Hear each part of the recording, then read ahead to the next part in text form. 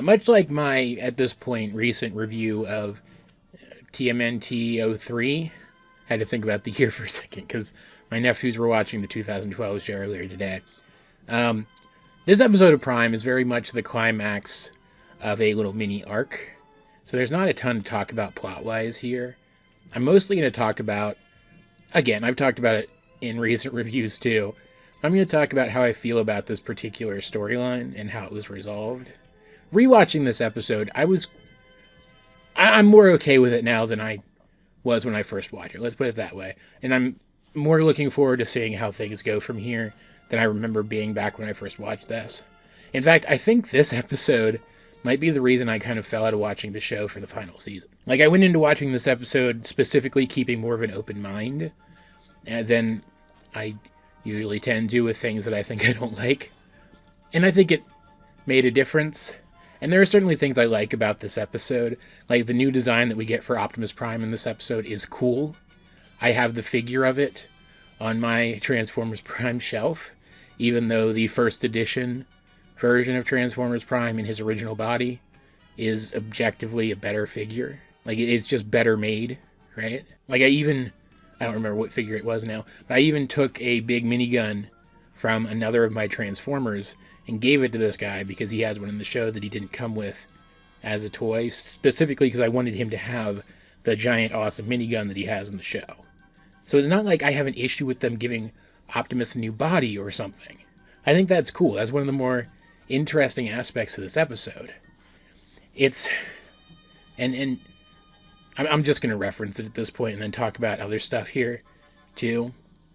I talked about in my previous review what they did with Smokescreen, building him up as the hero of this final season, and then snatching it away from him, even though it was his choice. Even though it's his choice to bring Optimus back and reformat him into a new body because he doesn't feel like he's ready yet. I don't think it works. I understand what they were trying to do. This show is Transformers Prime, so it makes sense that it remained to be about Optimus Prime. But, like, Smokescreen would have been a Prime if he had gotten the Matrix here like he was supposed to. And I still think that would have been really cool to see. Like, okay, so what ends up happening is Ultra Magnus orders an assault on Darkmount to disable their giant laser cannons.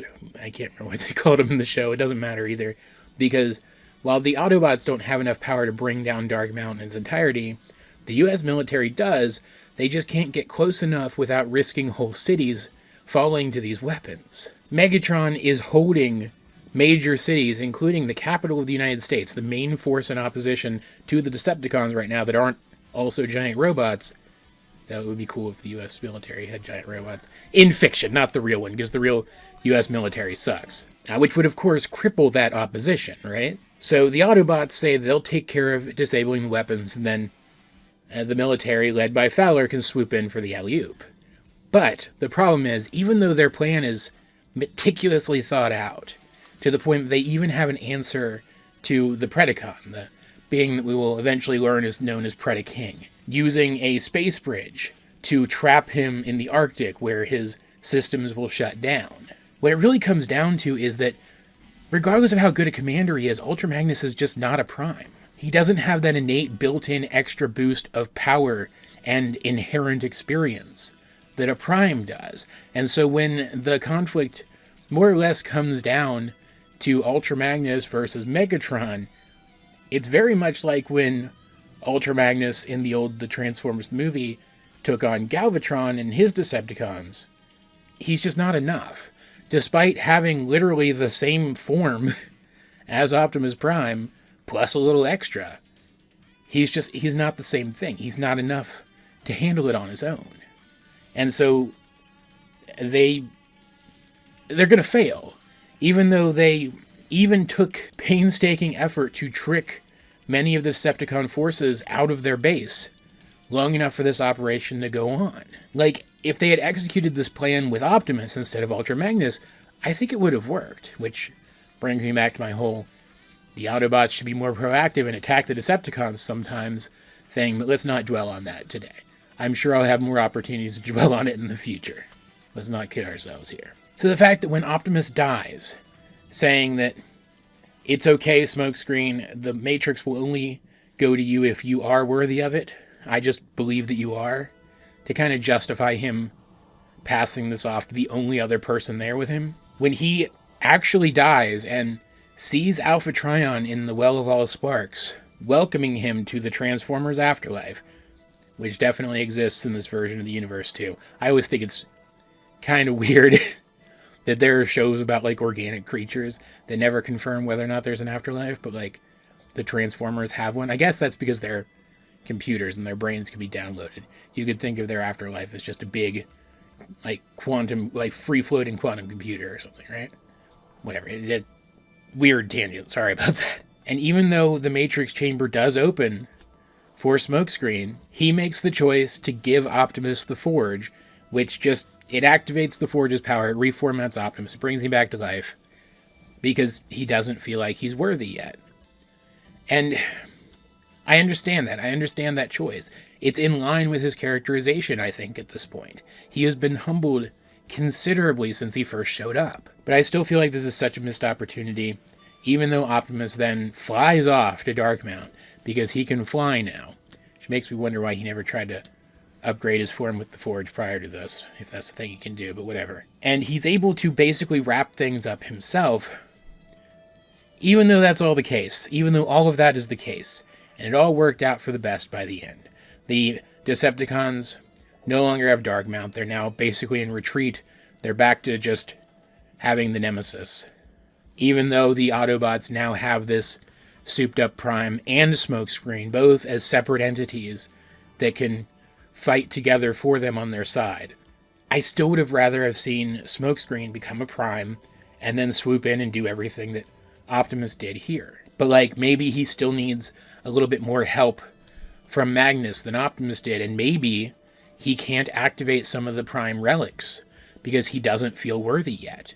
And that has to be his arc this season, is coming to understand that he is worthy and learning what that means and growing into a person worthy of being Optimus Prime's successor. Instead, he makes the choice to save Optimus, someone who was content to move on, and who was sure, and Alpha Trion was sure, wasn't needed anymore, in exchange for giving up that last charge in the Forge and sacrificing their ability to recreate the Omega Lock. And while I do understand Smokescreen's choice in lieu of his arc, I still think that's the wrong choice to make, and I don't think it's the choice that he would make. I think that the Smokescreen we've gotten to know over all this time would have felt unworthy at this point, but would have made the choice that gave Cybertron its best chance. Because that's the mature and heroic choice to make, and at this point, I feel like Smokescreen has grown from someone who thinks he's just destined to be a hero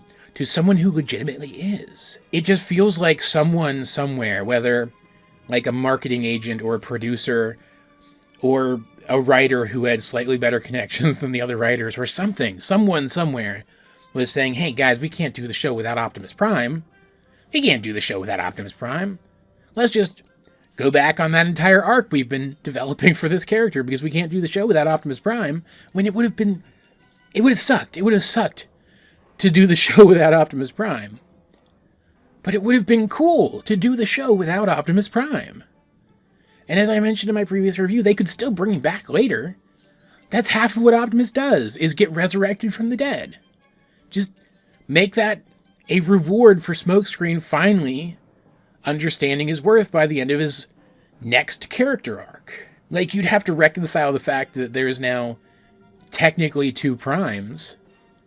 Like maybe Optimus isn't quite as powerful anymore. He has to rely more on his own experiences than the ones he derives from the Matrix, but that might have been cool to see too, if there was enough time left in the season to explore it. And again, I cannot stress enough that this is basically what they ended up doing in R.I.D., the direct sequel to this show, just with Bumblebee. Clearly, there was somebody out there who wanted to see this happen. So what caused it to stall here? Why didn't it happen here in the objectively better show? I also cannot stand, and I've kind of hinted at this, but I cannot stand the arbitrary restriction that they put on the Forge here. Like, yeah, the Forge is super broken. It can do basically whatever the plot requires of it, so they had to write it out somehow. making Smokescreen feel unworthy enough that he can't wield the Prime artifacts for a while would have also done that, guys. Let's not kid ourselves here.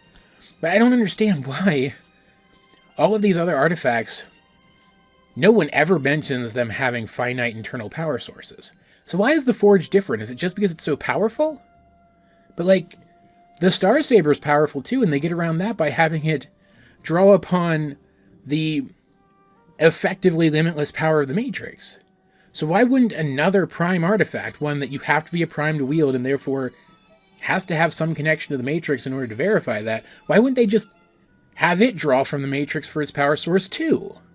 It makes no sense that this one artifact has this limitation where others don't. It's a conceit that I just don't buy.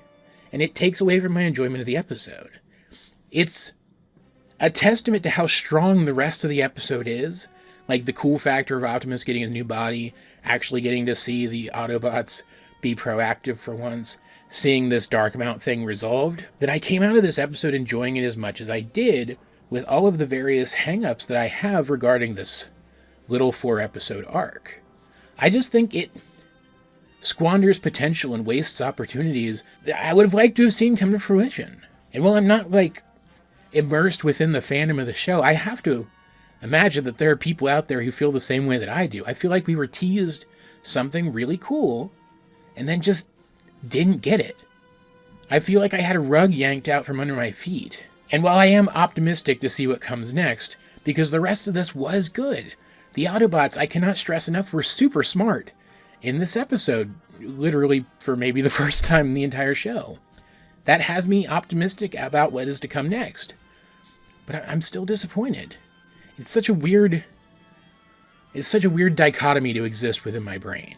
But I am, as I mentioned, trying to look on the bright side here, so I am going to, like, I'm optimistic anyway, but I'm going to hold on to that optimism. I'm going to remain optimistic as we move forward with the rest of this season, the proper episodes of this season beyond this intro arc, starting with the next review. In the meantime, though, if you guys have seen, what was the name of this episode? I don't even remember. If you have seen, apparently it's called Rebellion. If you have seen Rebellion, the Transformers Prime episode, what did you think of it? Let's get a discussion going in the comment section down below. And while you're down there, you might as well like the video, share it with anyone else you think would enjoy my content, subscribe if you haven't. You can also check out links to my various social medias as well as the many ways you can help out the channel. Those will be in the video description, but either way, this has been AJ22, and I will talk to you guys later.